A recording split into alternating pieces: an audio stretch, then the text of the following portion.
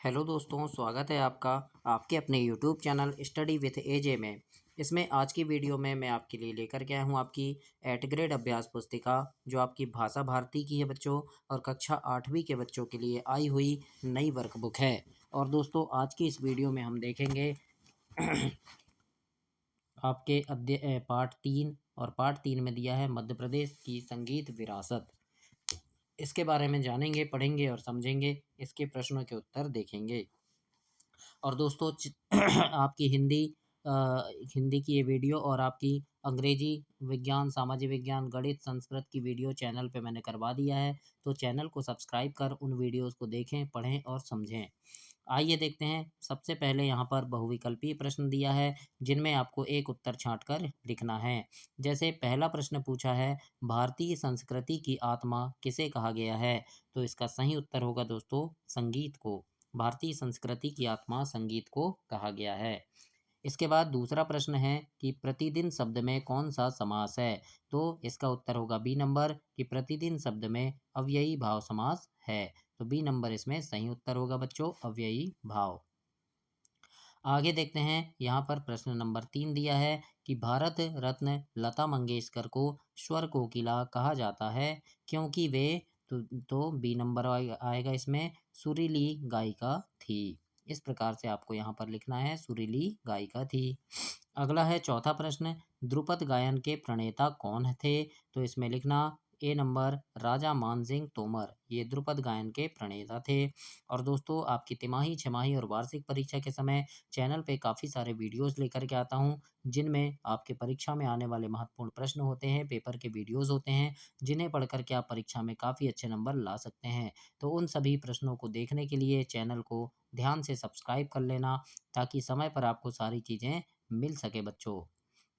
पांचवा प्रश्न है यहाँ, मालवी गीतों को राग दरबारी ढंग से गाने वाले गायक कौन हैं? तो इसका सही उत्तर होगा दोस्तों, सिद्धराम कोमकली। तो बी नंबर इसमें सही उत्तर है, सिद्धराम कोमकली। तो यहाँ आपको ऐसे लिखना है दोस्तों। अब हम आगे देखेंगे। यहाँ पर खालिस्तान वाले प्रश्न हैं। नीचे दिए गए शब्दों में से उचित शब्द चुनकर रिक्त स्थान की पूर्ति करना है आपको। तो यहाँ पर प्रश्न 6 है। तो इसमें लिखना आपको, तानसेन ने दीपक राग की साधना की और दीपक जल उठे। सातवां प्रश्न है, तत् धनमय का संधि रूप क्या होगा? तन्मय। क्या होगा? तन्मय होगा। आठवां है, कुमार गंधर्व संगीत समारोह का आयोजन देवास शहर में होता है। अगला प्रश्न है, तो यहाँ लिखेंगे, संगीत को सीमा से नहीं बांधा जा सकता, है ना? तो यहाँ खालिस्तान में आप लिखेंगे संगीत। फिर है, आत्मिक शब्द में एक प्रत्यय है। तो इस प्रकार आपको प्रश्न 10 तक कंप्लीट करना है दोस्तों। आगे देखते हैं अति लघु उत्तरीय प्रश्न। तो इसमें 11वां नंबर का प्रश्न यहाँ पूछा है कि समाधि स्थल और राग रागिनी शब्दों का समास विग्रह कीजिए। तो समाधि स्थल का लिखेंगे समाधि का स्थल, और राग रागिनी का लिखना राग और रागिनी। तो इस प्रकार से आपको यहाँ पर दोनों शब्दों के समास विग्रह करना है और ऐसे लिखना है दोस्तों। अब हम देखेंगे प्रश्न नंबर 12। इसमें पूछा है, लता मंगेशकर के द्वारा गाए गए किसी एक राष्ट्रभक्ति गीत के बोल यानी मुखड़ा लिखना है। तो उन्होंने जैसे गाना गाई थी कि ए वतन ए मेरे वतन के लोगों, है ना? ये गाना गाई थी उन्होंने राष्ट्रभक्ति। तो ऐसे आपको यहाँ लिख देना है। इसके बाद प्रश्न नंबर 13 है। इसमें लिखा है, बादशाह अकबर ने तानसेन से क्या हट की थी? तो उत्तर में लिखना दोस्तों, बादशाह अकबर ने तानसेन से अपने संगीत का प्रभाव दिखाने का हट किया था। इस प्रकार से आपको प्रश्न 13 के उत्तर में लिखना है। आगे हम देखते हैं प्रश्न नंबर 14। इसमें आपसे पूछा है, उस्ताद अलाउद्दीन खान क्यों प्रसिद्ध हैं? तो उत्तर में लिखेंगे, मैहर की शारदा भवानी का पुण्य तीर्थ प्रख्यात सरोद वादक उस्ताद अलाउद्दीन खां को पाकर संगीत की तीर्थ यानी संगीत का तीर्थ हो गया, है ना? क्यों प्रसिद्ध हैं वो? क्योंकि उनका जन्म मैहर में हुआ था। तो इस प्रकार प्रश्न 14 में लिखेंगे। 15 है लघु उत्तरी प्रश्न।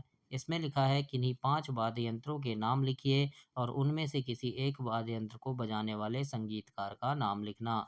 तो जैसे तबला बजाने वाले कौन है? जाकिर हुसैन। सितार बजाने वाले पंडित रविशंकर। शहनाई बजाने वाले बिस्मिल्लाह खां। और सितार बजाने वाले हैं हरिप्रसाद चौरसिया। तो इस प्रकार आप लिख सकते हैं बच्चों यहाँ पर प्रश्न नंबर 15 में।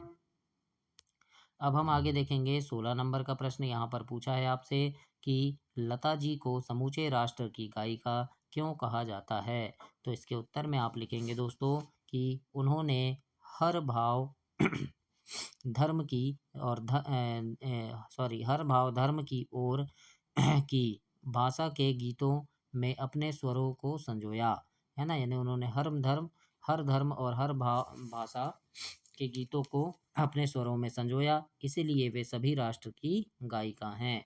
इसी इसी प्रकार आपको लिखना है बच्चों। प्रश्न नंबर 17 में यहाँ लिखा है अपने क्षेत्र के किसी एक लोकगीत की 4 पंक्तियाँ लिखिए और यह भी बताइए कि इसे कब गाया जाता है।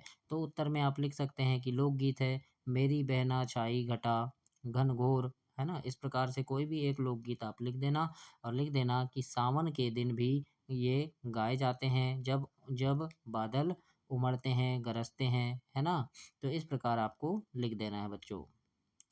प्रश्न नंबर 18 है, इसमें पूछा है आपसे 18 प्रश्न में कि मध्यकालीन भारत में संगीत की परंपरा कहाँ से प्रारंभ हुई, इस स्थान पर संगीत से जुड़ा कौन सा आयोजन होता है। तो उत्तर में लिखना मध्यकालीन भारत में संगीत को अनूठी परंपरा रही है। यह परंपरा ग्वालियर घराने से प्रारंभ हुई। ग्वालियर में अखिल भारतीय तानसेन समारोह का 3 दिवसीय आयोजन किया जाता है। इस प्रकार से प्रश्न 18 में लिखना।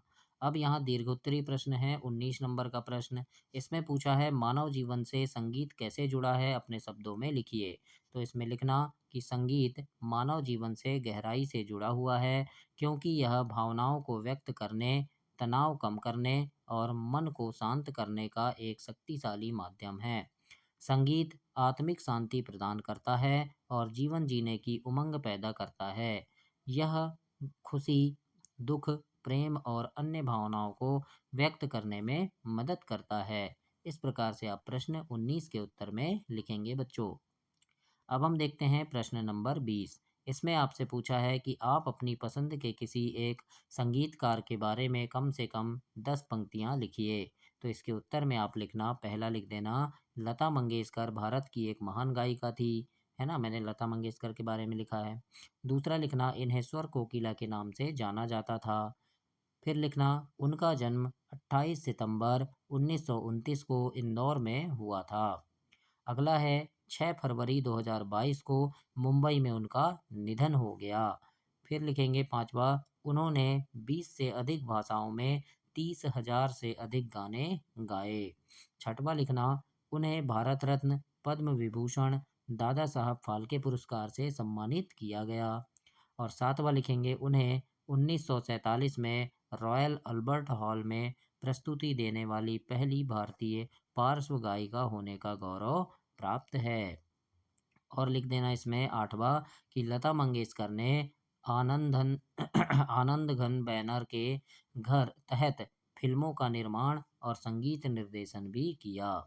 19 में लिखेंगे उन्हें गिनीज वर्ल्ड रिकॉर्ड में सबसे अधिक रिकॉर्ड किए गए कलाकार के रूप में शामिल किया गया था। और 10वां लिखना उनका कैरियर 8 दशकों तक फैला रहा, मतलब 80 सालों तक, है ना। तो इस प्रकार से आपको यहाँ पर पार्ट 3 कंप्लीट करना है बच्चों।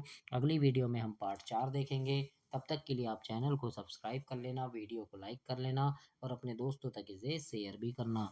धन्यवाद बच्चों।